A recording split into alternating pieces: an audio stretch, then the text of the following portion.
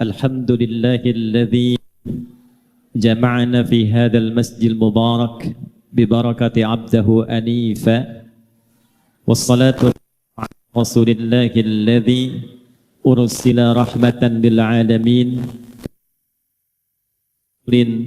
أرسل حنيفا، وصلوات الله عليه وسلامه التام وعلى آله وصحبه وذريته وأمته إلى يوم الميعاد ووفاء وبعد.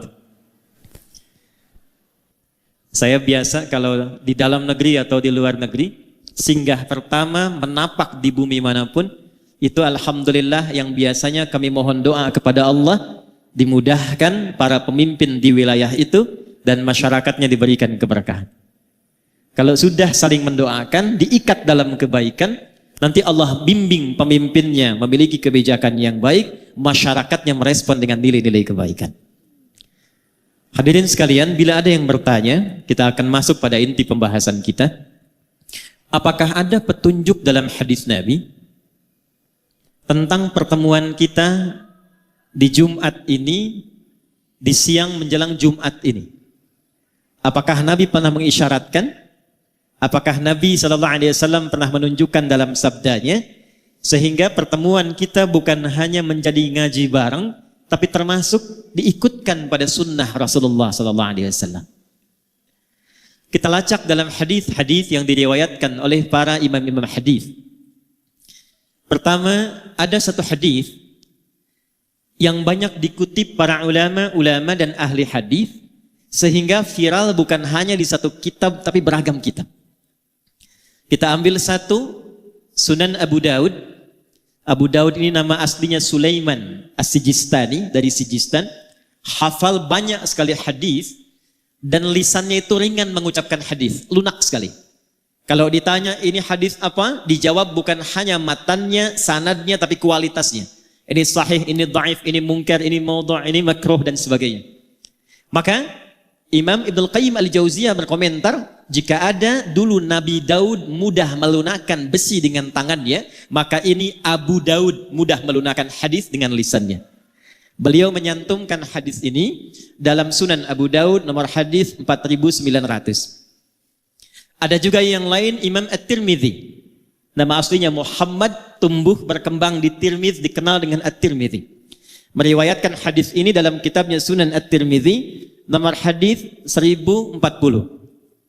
Ada lagi Ibnu Hibban, punya kitab namanya Sahih Ibnu Hibban, meriwayatkan hadis ini di nomor hadis 3020. Saya ambil jalur yang sama. Imam Abu Daud menerima dari Muhammad bin Ala. Muhammad bin Ala menerima dari Muawiyah bin Hisham. Muawiyah bin Hisham menerima hadis ini dari Imran bin Anas Al-Makki. Imran bin Anas Al-Makki menerima hadis ini dari Atha bin Abi Rabah menerima hadis ini dari Abdullah bin Umar radhiyallahu taala anhuma.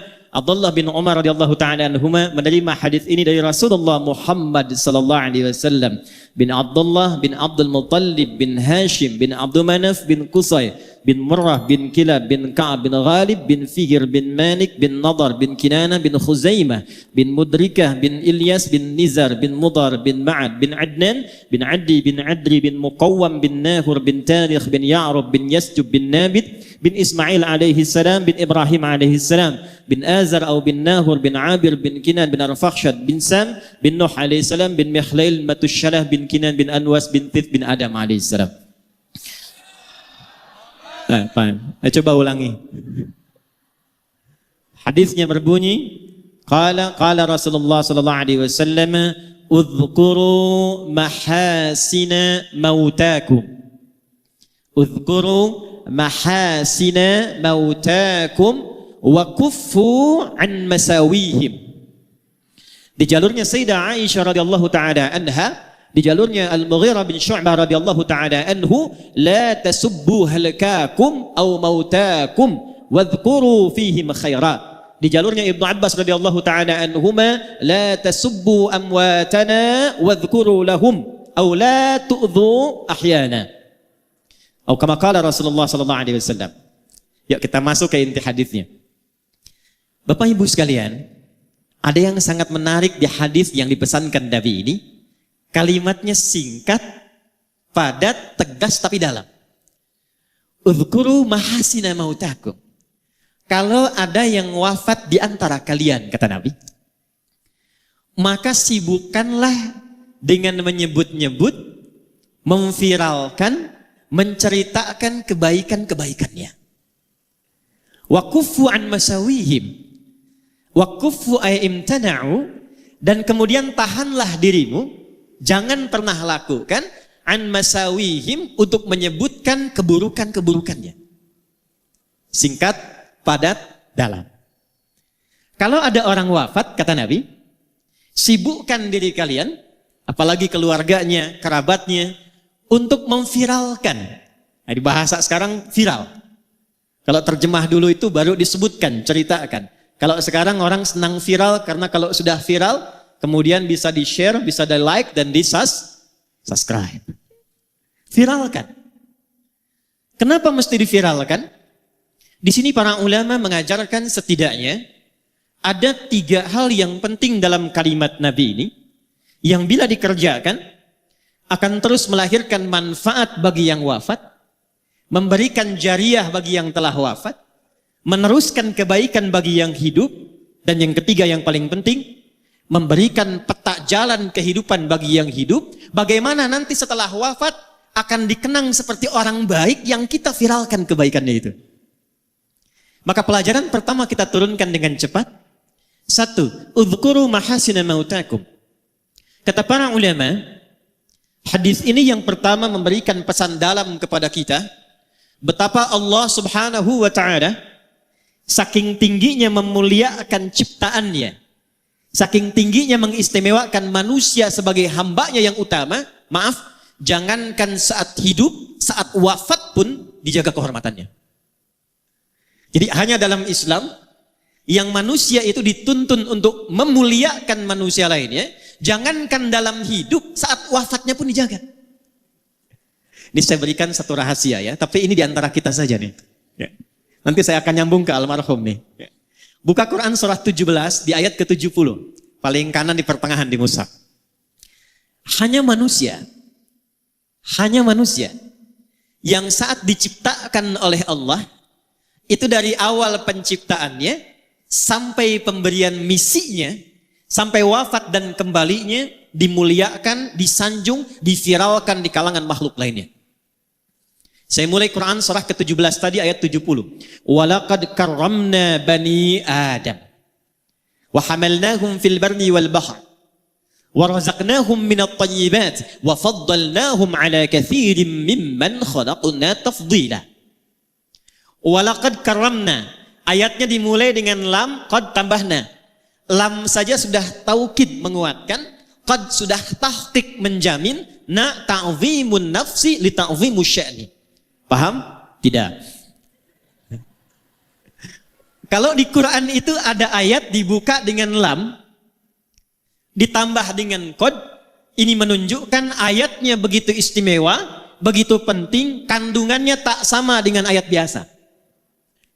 Kalau sudah pakai lam, pakai qad, ditambah pakai na, singkatan dari nahnu, ditujukan ke Allah, ini menunjukkan informasinya bukan sekedar istimewa, tapi begitu agung, saking agungnya Allah menghadirkan keagungan zatnya untuk menunjukkan keagungan informasi yang disampaikan.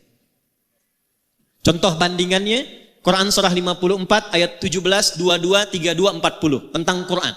Walaqad yassarnal Qur'ana lidzikri fahal mim muddakir. Saking agungnya Quran, tingginya Quran, itu orang-orang yang mau berinteraksi dengan Al-Quran, ngaji Quran, membaca Quran, menghafal Quran, itu dijamin keutamaannya 4 kali dibandingkan dengan amalan biasa menggunakan lam, qad, dan na' ta'zimun nafsi. Karena itulah Quran tidak diturunkan kecuali malaikat yang istimewa yang membawa, Jibril. Sejak Jibril bawa Quran, naik status jadi Ruhul Amin, Sayyidul Malaikat. Diturunkan pada Nabi Muhammad SAW. Begitu Nabi Muhammad membawa Al-Quran, naik status beliau menjadi Sayyidul Anbiya wal Mursalin. Diturunkan di hari Jumat. Begitu Jumat mendapati turunnya Quran, naik status harinya menjadi Sayyidul Ayyam. Diturunkan di malam hari. saat turunnya malamnya berubah menjadi status Lailatul Qadar, Lailatul Mubarakah. Turun di Mekah, Mekah berubah menjadi tempat yang penuh berkah. Turun di Yathrib, Yathrib berubah jadi Al-Madinah Al-Munawwarah.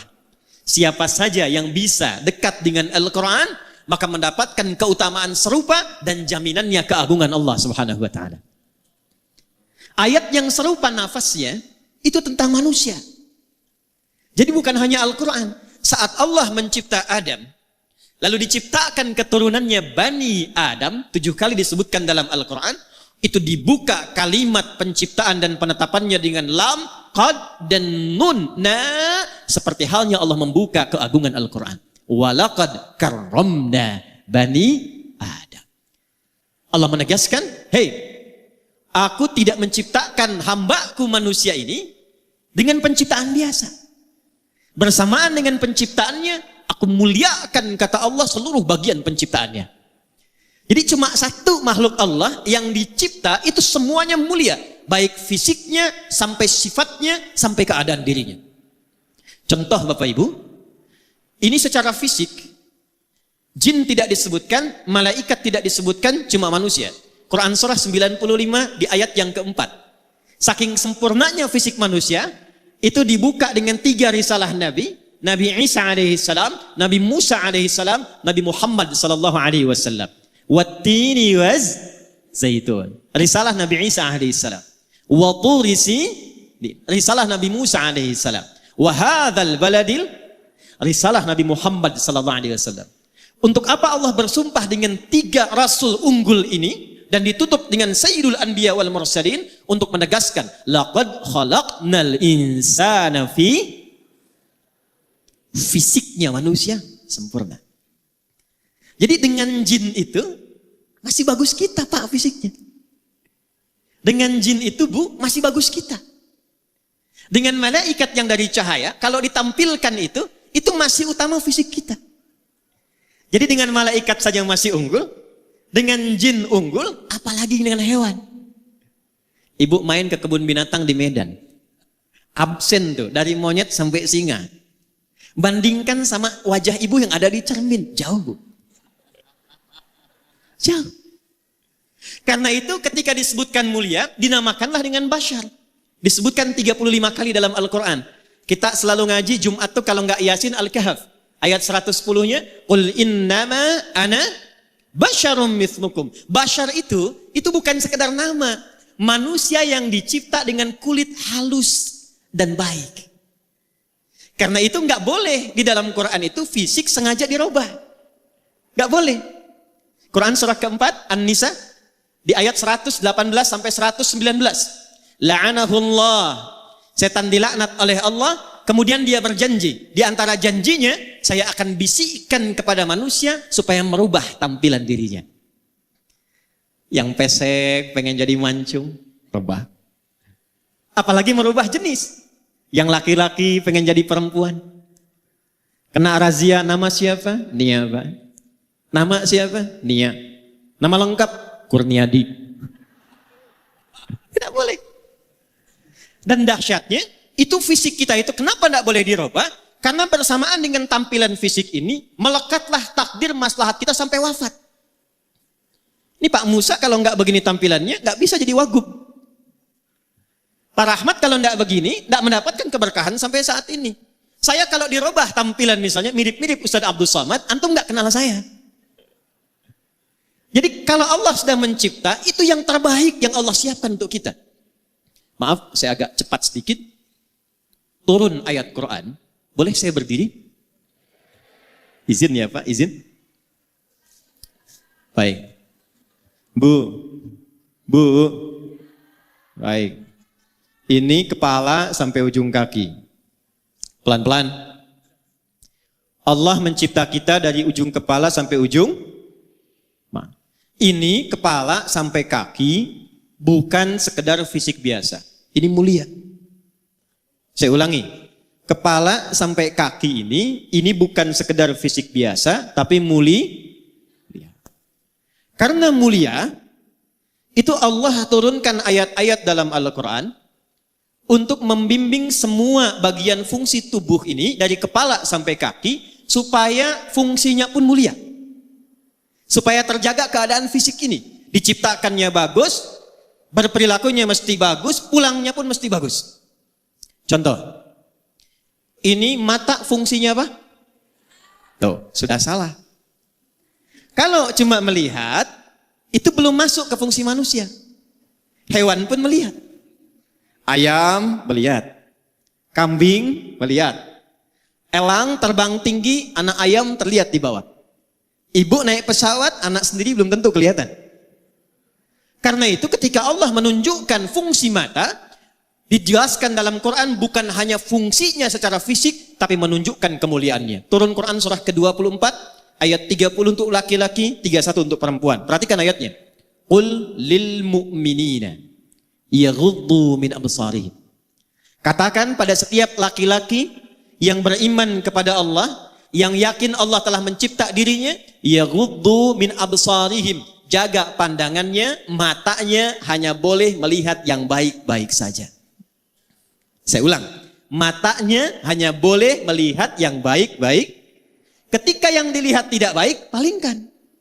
Nah, memalingkan dari yang tidak baik itu yang disebut dengan ghaddul basar. Saking mata ini mulia, Allah melarang mata ini melihat yang tidak baik. Itu istrimu, lihat.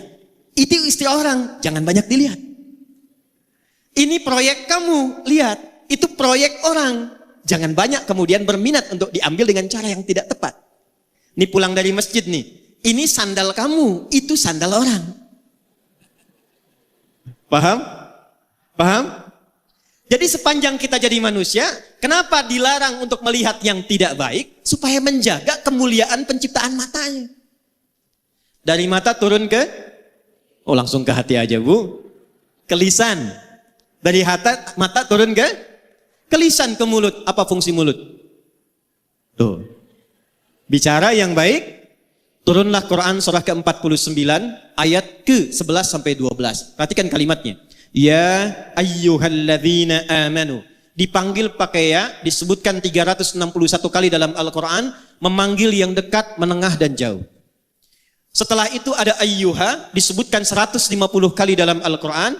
Ayyunya menguatkan, haknya mengingatkan, tanbih. Setelah itu ada alladzina, disebutkan 1080 kali dalam Al-Quran. Itu memanggil semua tanpa kecuali. Yang besar, yang kecil, laki-laki, perempuan, tua, muda, punya jabatan, tak punya jabatan. Kata Allah, hei, semuanya tanpa kecuali. Yang tinggalnya dekat, yang menengah, yang jauh. Laki-laki, perempuan. Sepanjang Anda merasa yakin dengan Allah yang telah mencipta lisan kita, la yasraku minkum. Jangan biasakan mencela. La yaghtab ba'dukum ba'dha. Jangan gibah. Jangan gosip. Kenapa dilarang melukai dengan celaan? Kenapa lisan tidak boleh merendahkan? Karena dijaga oleh Allah supaya lisan ini selalu tampil terhormat. Sebab ketika ada seseorang mencela, itu pasti keadaan dirinya rendah di hadapan Allah Subhanahu wa taala.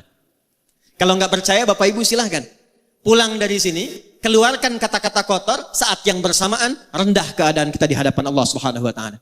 Itulah sebabnya muncul hukum haram.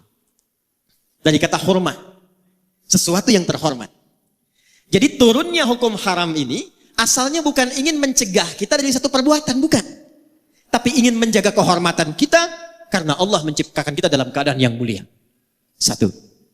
Ini penting dulu saya sampaikan, ini saya mohon maaf sebesar-besarnya, karena kita kehilangan bagian pertama ini. Quran minta saling menyayangi. Sekarang yang terjadi saling menyakiti. Buka berita, lihat sekarang, baik yang online ataupun yang offline. Setiap kita buka berita, 85% beritanya, kalau bukan pembegalan, bukan perampokan, bukan kemudian pembunuhan, maaf, yang satu mencela pada yang lainnya. Yang satu melukai pada yang lainnya. Padahal yang kita ngaji Quran yang sama, nabinya nabi yang sama. Kenapa orang dahulu bisa menjaga dan mempraktekkan Quran itu untuk menampilkan kebaikan dirinya, orang sekarang jauh dari petunjuk Quran dan hadis. Ini bagian pertama. Awas hati-hati ya, hati-hati. Karena nanti ada orang yang saat akan masuk surga, ditimbang amalnya, kata Nabi, ternyata terhambat dia karena pernah melukai fisik baik dirinya ataupun orang lain. Yuk kita lihat. Cek hadis Muslim, riwayat sahabat Abu Hurairah radhiyallahu taala anhu. Saya agak cepat.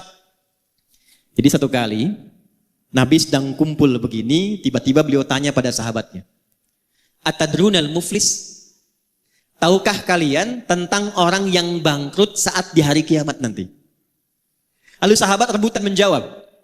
Kata mereka, "Ya Rasulullah, al-muflisu fina ma la dirham lahu wa la mata'."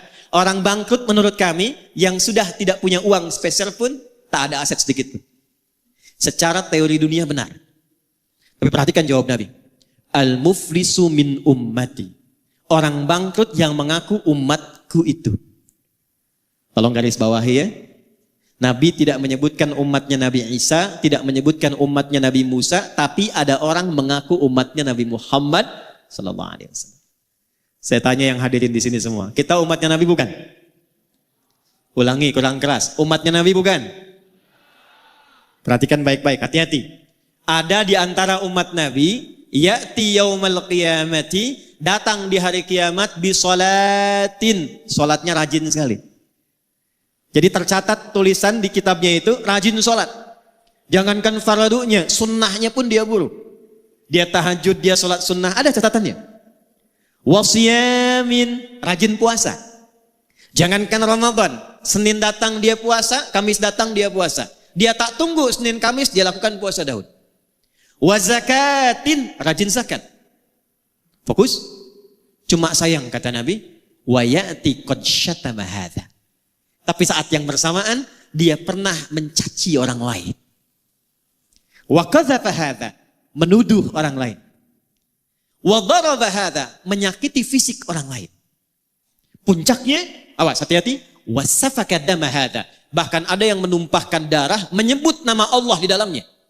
Allahu Akbar, tembak orang lain. Allahu Akbar, bunuh orang.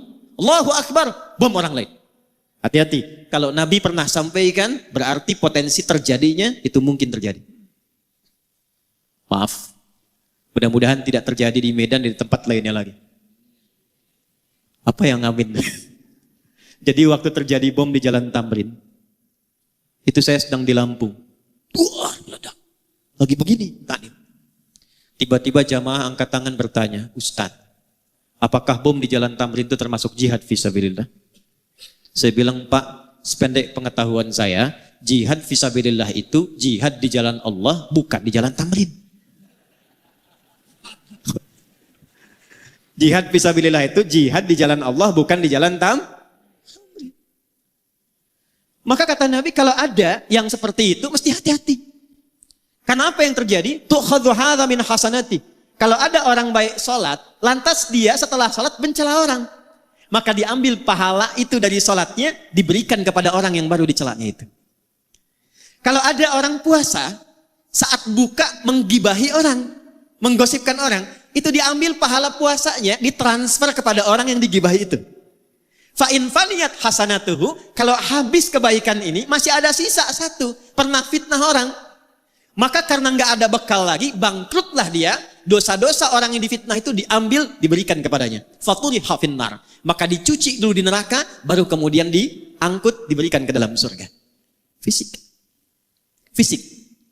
Awas, penting saya sampaikan, karena sabda Nabi ini, zaman sekarang kita mudah dapati.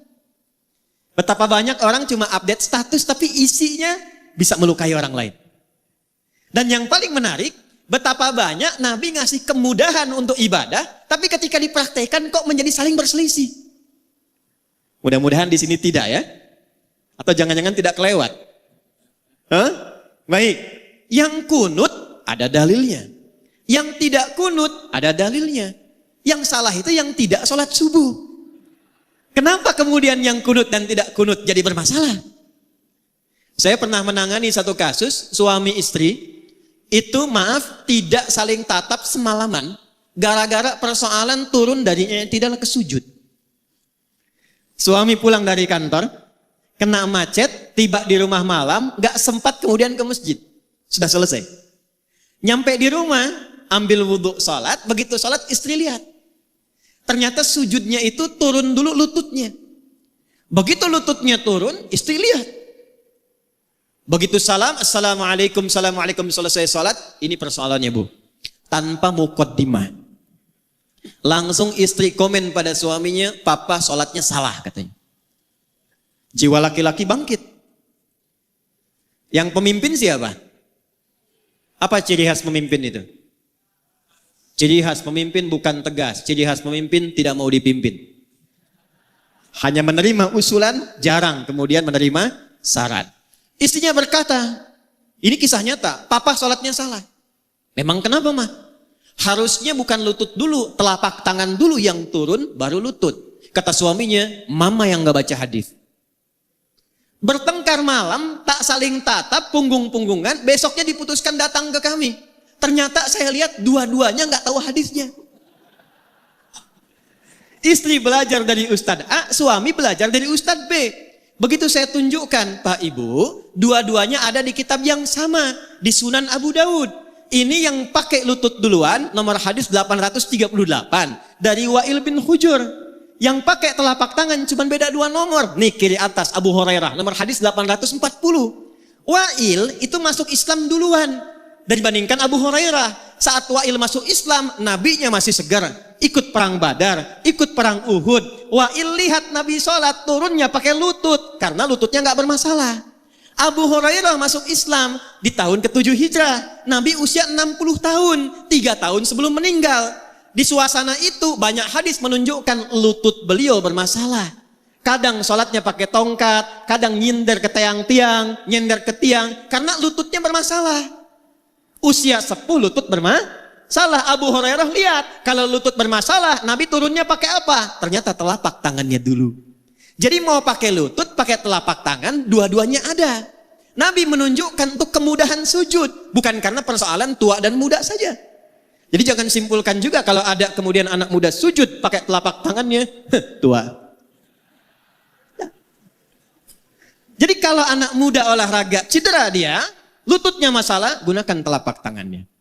Telapak tangan masalah, gunakan lututnya. Lutut benar, telapak tangan benar, yang salah sujud pakai kepala duluan. Kenapa gara-gara basmalah yang satu keras, yang satu sir kok jadi saling melukai? Kok jadi saling klaim? Padahal 70 hadis, 70 hadisnya, 4 cara bacanya. Bisa dijaharkan, Bismillahirrahmanirrahim.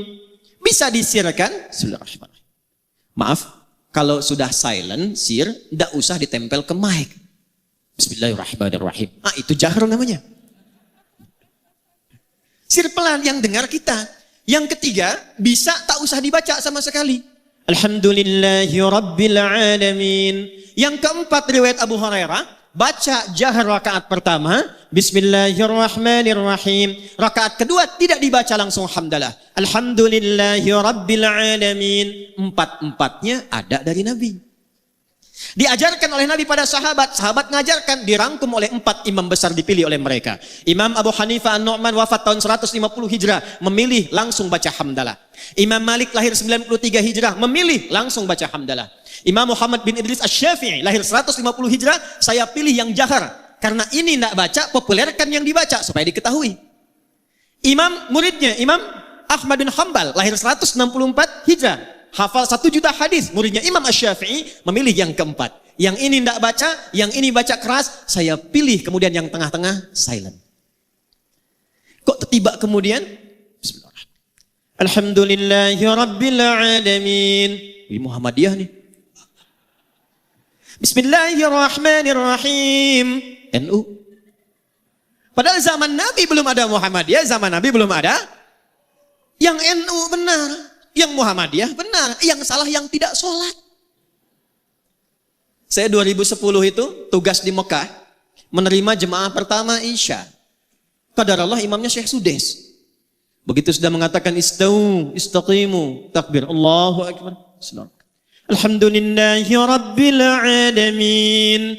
Itu komen jamaah samping saya persis, pertama masih ingat saya, iki imamnya Muhammadiyah ya. Jadi Muhammadiyah cabang Masjidil Haram. Nah ini yang harus diperkaya para ulama kita itu.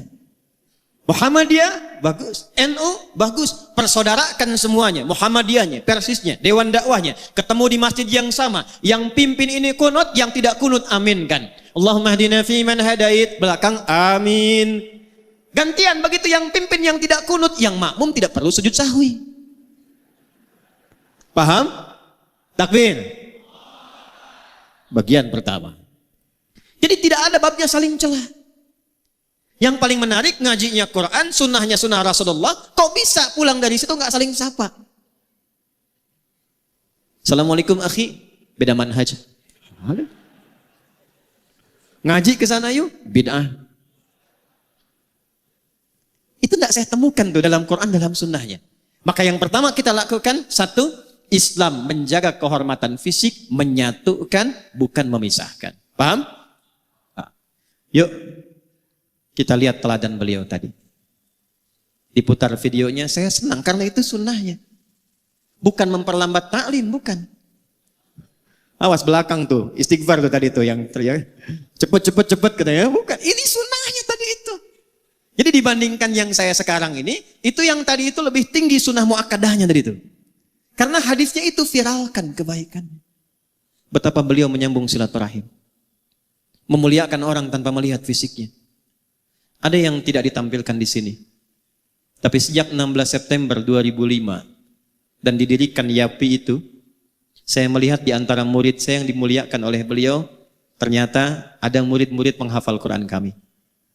Siapa yang bisa melunakkan hati Anda untuk ada di sini? Saya tidak punya kemampuan. Siapa yang bisa melunakkan hati kami untuk hadir di sini?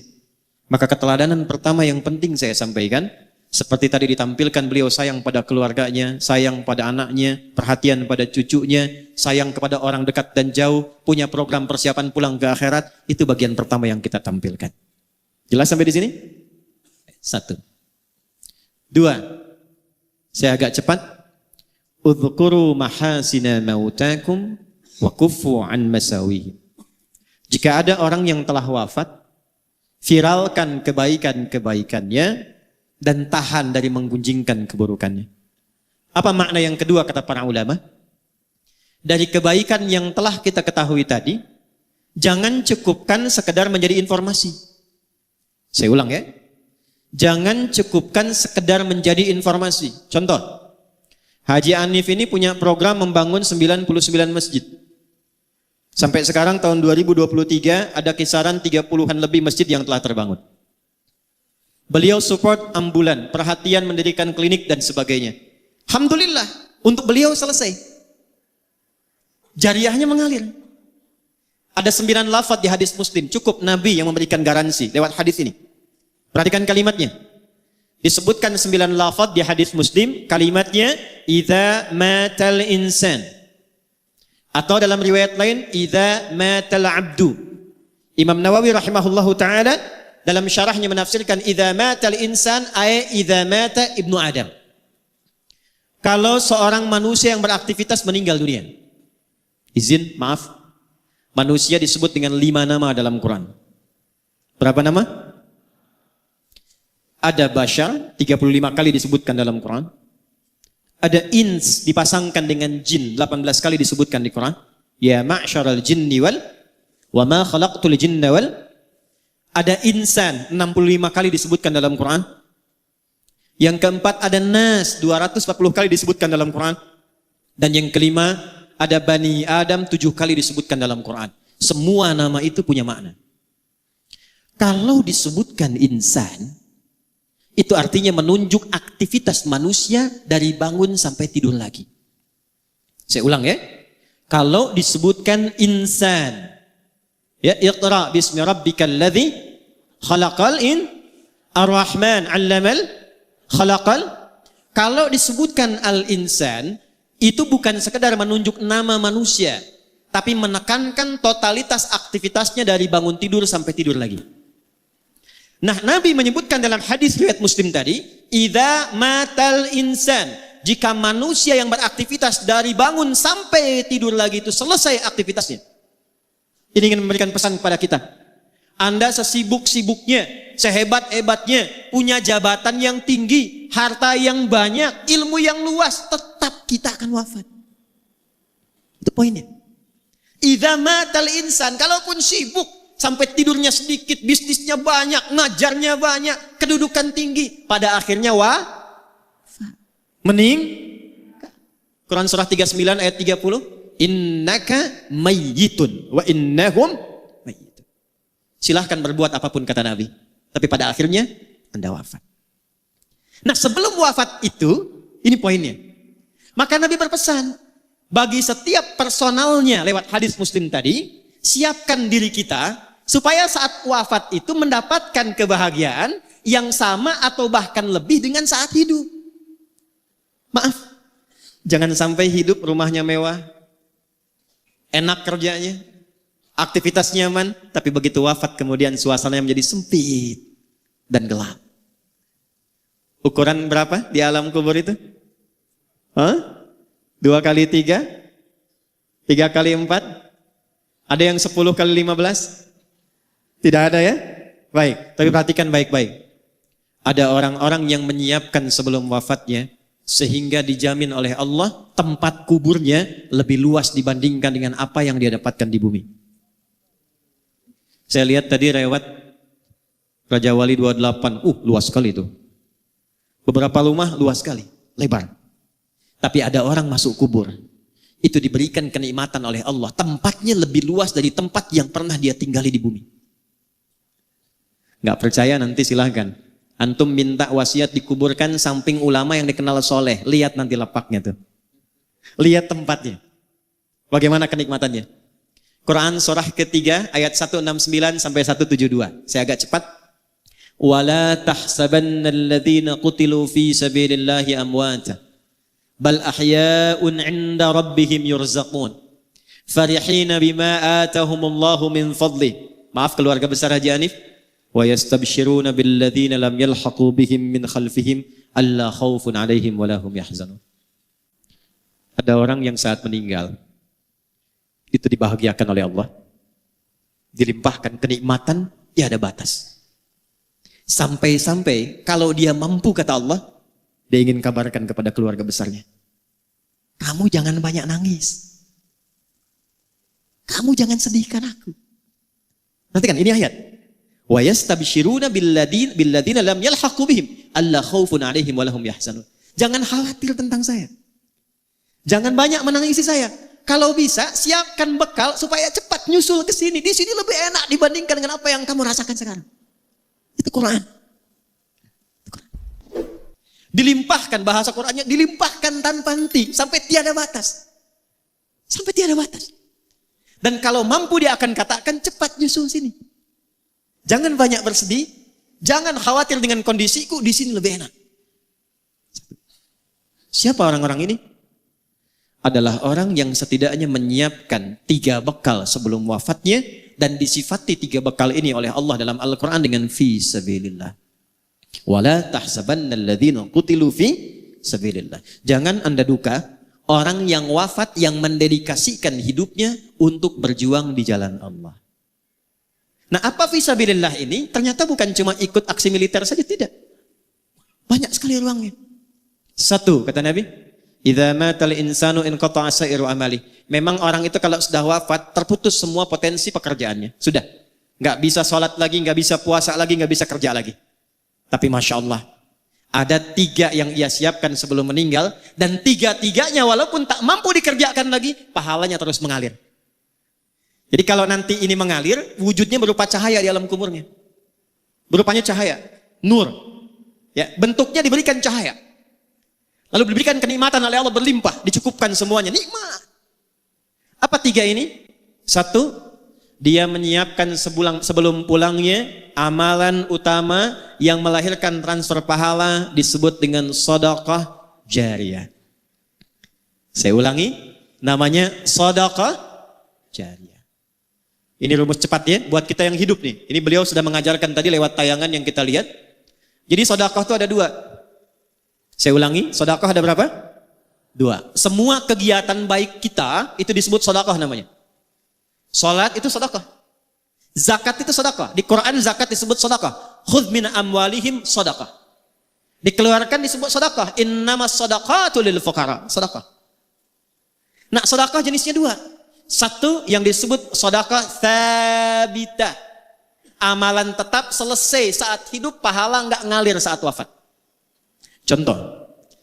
Kita sholat sehari berapa? 5 kali yang fardu. Setelah meninggal kan tak sholat lagi. Nah, yang mengalir pahalanya itu yang kita kerjakan saat hidup. Selesai meninggal, nggak dapat transfer pahala lagi dari sholat kita. Selesai. Itu namanya sedekah tsabitah. Tapi kalau Anda siapkan karpet untuk masjid. Saya mau titip 1 keran untuk orang wudhu. Saya mau titip genteng 1 saja untuk yang di masjid. Saya mau titip 1 mushaf untuk dibacakan oleh anak-anak penghafal Quran. Kemampuan cuma 1. Bekal cuma 50.000. Saya belikan mushaf, saya simpan di Masjid Al-Musannif misal. Allahu Akbar, wafat orangnya. Dibaca mushafnya oleh 1 jamaah yang hadir di masjid itu. Begitu dibacakan, 1 huruf saja. Nun. Berlakulah hadis At-Tirmidzi nomor hadis 2910. Man qara'a harfan min kitabillahi falahu asyru hasanat. Siapa yang baca 1 huruf dari Al-Quran, orang yang baca dapat langsung pemberian dari Allah 10 kebaikan. 1 hurufnya. 10 ini jangan dihitung begini. 1, 2, 3, 4 itu sedikit. 10 itu di hadis Muslim, analoginya sama dengan ke masjid dapat 25. Jarak 1 keduanya 500 tahun. 2 ke 3 500 tahun. 3 ke 4 500 tahun. Ditampakkannya nanti saat sakaratul maut. Di pahala itu, 10 yang disebut pahala, ajrun, tampaknya saat sakaratul maut. Ditampakkan oleh Allah sehingga dia senang. Saat senang itulah dia dalam keadaan tenang, dicabut nyawanya. Sehingga dipanggil dalam keadaan yang tenang. Quran surah 89 ayat 27-30. Ya ayyatuhan nafsul. Kenapa mutmainnah? Karena tenang, diperlihatkan bagian pahalanya. Dibacakan 10, dapat. Tapi hadisnya belum selesai. Hadis Muslim, man dalla ala khairin falahu ajruhu mithla adri fa'ilihi min ghairi an yankusa min adri syai'. Itu mushaf punya siapa yang dibaca tadi? Apakah punya yang jamaah yang baca? Ataukah ada orang lain yang nyimpan dibaca oleh yang baca? Ternyata mushafnya titipan dari si fulan, maka yang menitipkan mushaf itu yang mewakafkan disimpan di masjid dapat transferan pahala yang sama dengan yang baca. Yang baca 10, yang nyimpan mushaf 10. Coba lihat almarhum. Bukan cuma mushafnya. Berapa penghafal Quran yang diberikan perhatian oleh beliau? Berapa banyak masjid yang telah dibangunkan? Berapa kali orang ruku dan sujud di masjid itu? Berapa banyak orang wudhu mendapatkan bagian dari keberkahannya? Pertanyaan terbesar saya pertama, maaf izin keluarga besar. Dari anggota keluarga yang hadir saat ini, berapa di antara yang berminat meneruskan keteladanan itu? Karena contoh pertamanya bagian keluarganya. Saya berikan kabar gembira untuk keluarga. Ini bukan ngarang-ngarang, kami belajar tafsir, belajar Quran. Jika ada anak meneruskan kesolehan orang tua, itu 1 keluarga besar. 16 keluarga besar beliau, istri beliau yang mulia, Hajah Syarifah, keluarga besar beliau, anak-anaknya, sampai cucunya. Kalau benar diteruskan, itu surga yang Allah janjikan, bukan surga biasa.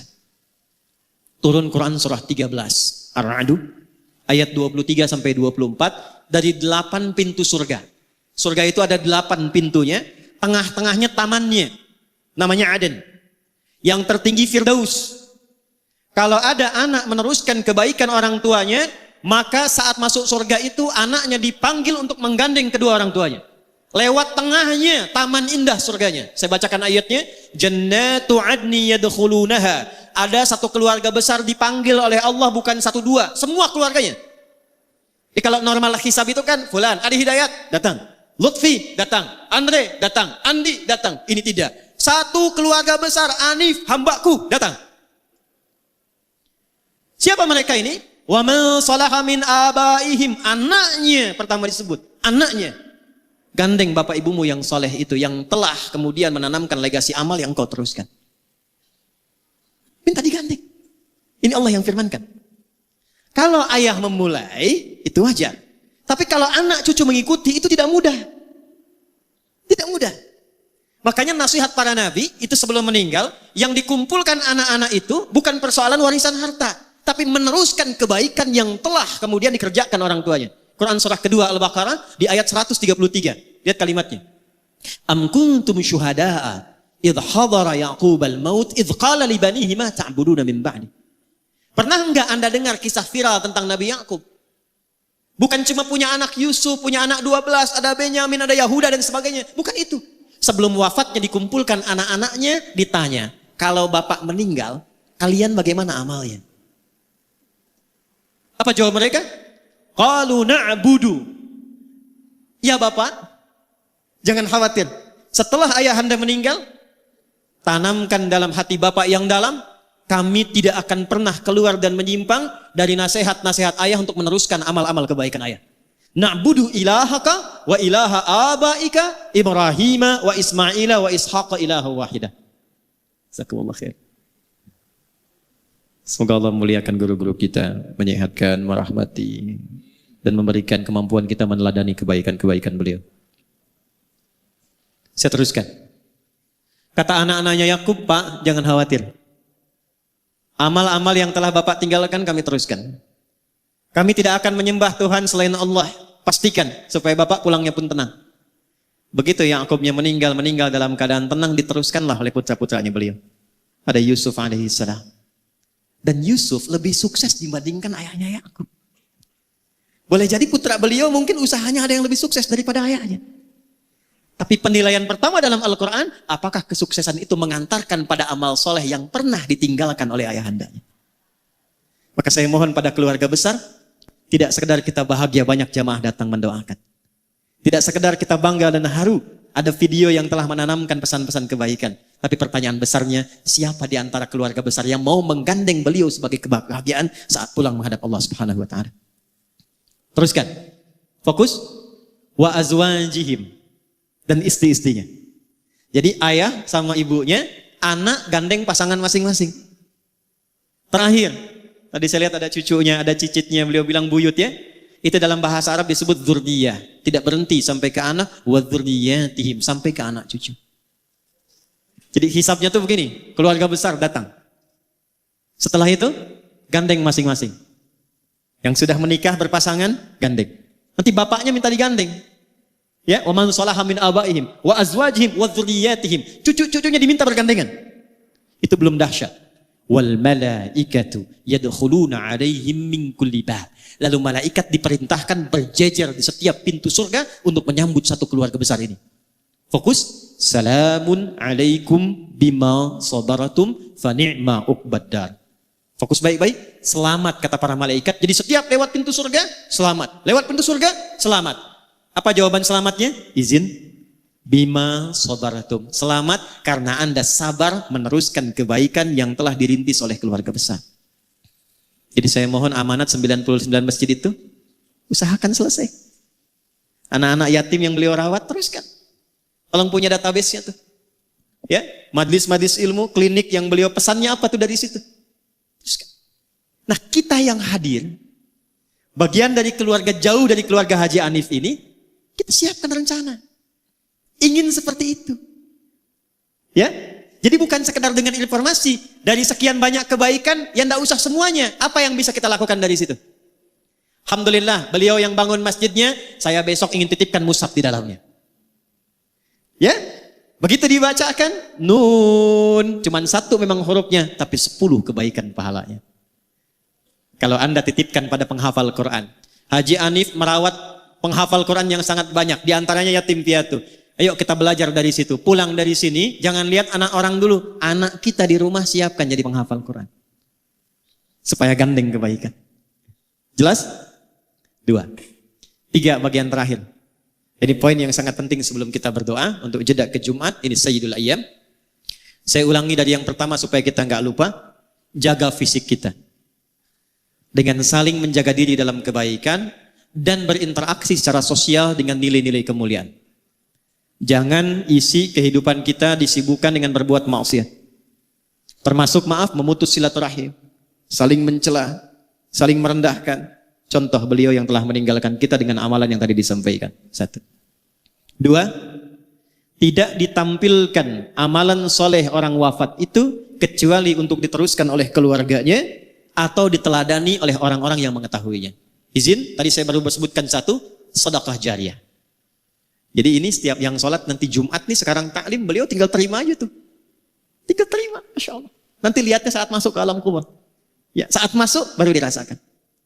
2. Ilmin yuntafa'u bihi. Ada ilmu yang pernah diajarkan itu diteruskan. Saya mohon izin tidak bermaksud mengajari, tapi hanya mengingatkan anak-anak beliau dan cucunya. Saya yakin selama hidup tuh pasti ada petua-petua beliau yang baik. Teruskan. Ajarkan lagi. Beliau mungkin pernah mengajarkan jangan tinggal sholat.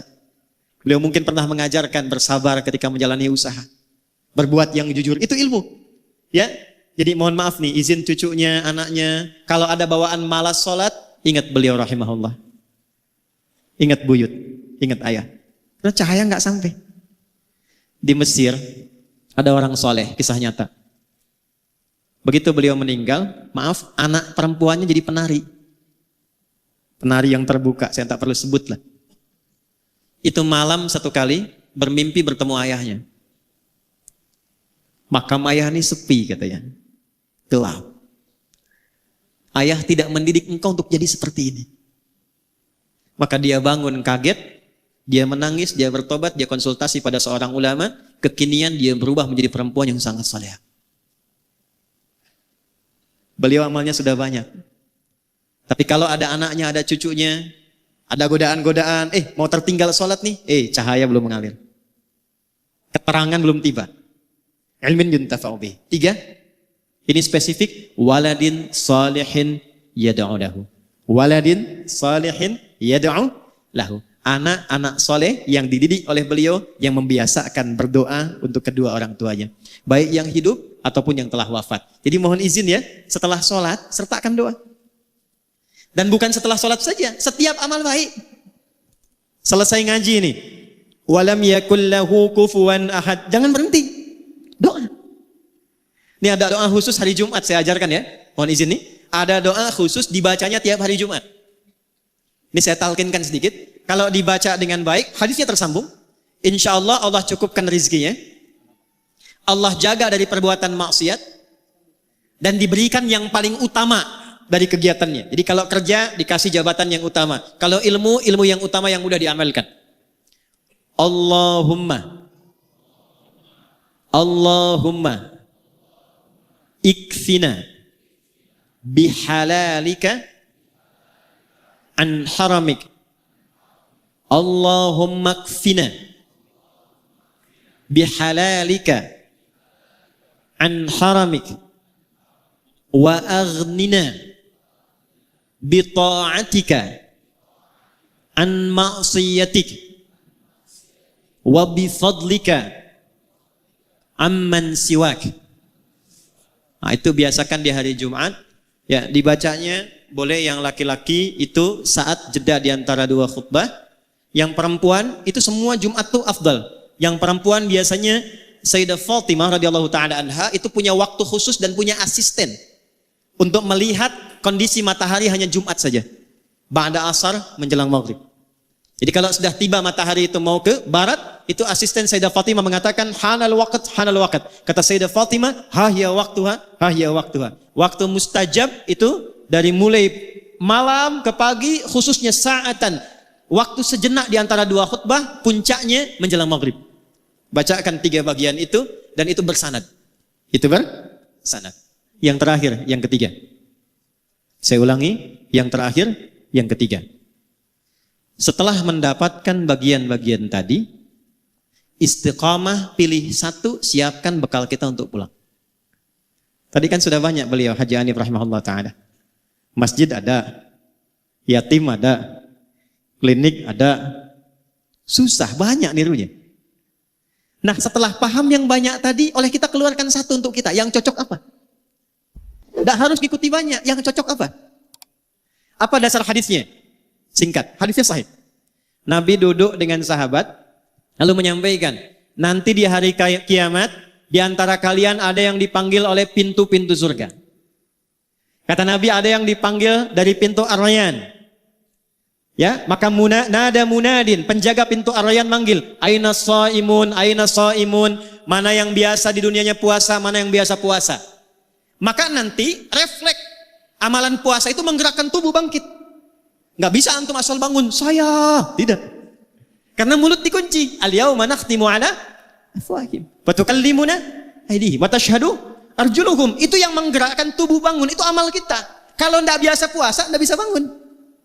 Tapi kalau biasa puasa, amalan puasanya mendorong tubuhnya bangkit, langsung dia pergi ke tempat itu. Fa idza dakhaluhu ughliqa. Kalau masuk semua, tutup langsung. Enggak bisa ngintip. Itu pintunya Ar-Rayyan yang biasa puasa. Ada pintu namanya babut tahajud. Memang enggak rajin puasa, tapi dia tunggangi satu amalan, saya pengen tahajud.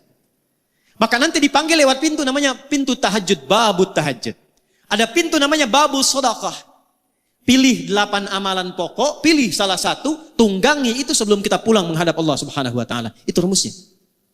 Abu Bakar tanya, "Ya Rasulullah, apakah ada nanti di surga yang dipanggil oleh semua pintu itu?" Jadi begitu dihisab, itu baru hisab dimulai, pintu semua manggil. Mana fulan, mana fulan, mana fulan, bukan umum lagi. Ya. Mana si fulan, semua pintu manggil. Kata Nabi, ya akan ada dan aku berharap engkau termasuk bagian dari orang yang dipanggil semua pintu surga itu. Saya mau tanya sebentar sebelum menutup. Kalau Nabi mendoakan itu pasti tidak? Diijabah tidak? Perhatikan Abu Bakar As-Siddiq sekalipun sudah mendapat doa Nabi, beliau tidak berhenti dengan senyuman. Alhamdulillah, qabul. Tidak. Apa yang dilakukan beliau? Besoknya Nabi keliling, Nabi kumpulkan sahabat, Nabi tanya, siapa hari ini yang sudah jamaah? Semua angkat tangan. Jadi semua sahabat Nabi itu yang sangat baik, amalnya banyak, dekat dengan Nabi, di dunia hidup dengan Nabi, melihat Nabi, beramal membersamai Nabi, di alam kuburnya jaminan bagus, di akhirat surganya tinggi, itu masih jamaah ke masjid. Ada orang, bukan di sini ya, bukan sahabat Nabi, belum jelas amalannya, tidak membersamai Nabi di dunia, terancam dengan alam kuburnya, surga belum jelas. Rumah dekat masjid, speaker masjid menghadap ke rumahnya. Masih belum tergerak untuk ke masjid. Tapi kalau ditanya cita-citanya surga Firdaus bersama Nabi. Siapa yang sudah jamaah hari ini? Semua angkat tangan. Nabi naikkan levelnya. Maaf, siapa yang sudah jenguk orang sakit hari ini? Sebagian turun, yang sebagian angkat. Di antara yang angkat Abu Bakar. Siapa yang sudah mengantarkan jenazah hari ini? Sebagian turun lagi, Abu Bakar angkat.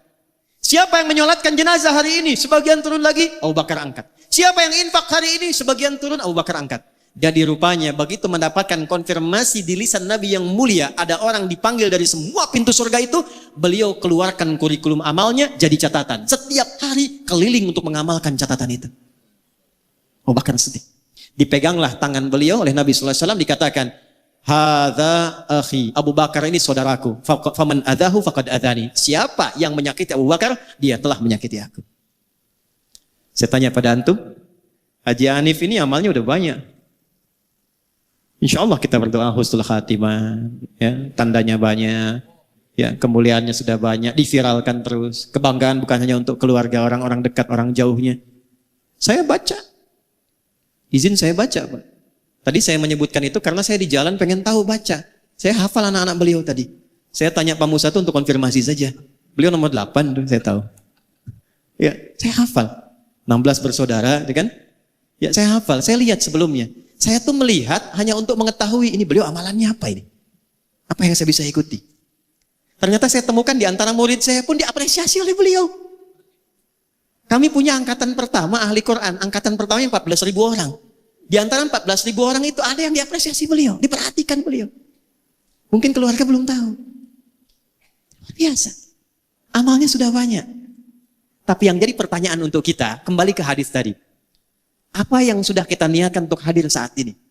Jangan sampai cuma datang, duduk, lihat ustaz, rekam, pulang. Sayang. Rekaman itu harus membawa nilai yang memberatkan amal soleh kita saat pulang menghadap Allah Subhanahu wa taala. Ya? Dan terakhir, saya tidak menginginkan keluarga Haji Hanif saja yang serombongan masuk. Karena ada ayat lain di Quran surah 39, ayat 73, bukan hanya satu keluarga, tapi ternyata tetangganya, kerabatnya, jamaahnya ikut semua gabung. Surah Az-Zumar, surah 39, ayat 73, menutup bagian dari haul kedua. Allah yarham ayahanda Haji Musannif atau Haji Hanif rahimahullah ta'ala. Wasiqal ladzina taqaw rabbahum ilal jannati zumara. Adakah di antara anda, kata Allah, yang ingin termasuk dalam golongan orang-orang takwa yang dikumpulkan oleh Allah, lintas keluarga, lintas tetangga, masuk semua rombongan satu surga? Jadi kalau sekarang kita berkumpul cuma di dunia, besok ada peluang dikumpulkan semua, dipanggil rombongan Masjid Al-Musannif. Insyaallah. Hatta idza ja'uha wa futihat abwabuha qala lahum khazanatuha. Sampai ketika dibuka pintu besar surganya, rombongan semua masuk, penjaga surganya mengatakan, "Salamun alaikum." Selamat. Anda kompak saat di dunia, kompak. Tibtum, Anda jadi orang baik saat di dunia. Jadi acara kita ini selepas pulang mesti menginspirasi kita merubah jadi baik. Makanya keluar dari masjid beda doanya dengan saat masuk. Coba lihat doa masuk masjid itu apa? Allahumma ftahli abwaba. Ya Allah, mohon bukakan untukku pintu-pintu rahmatmu.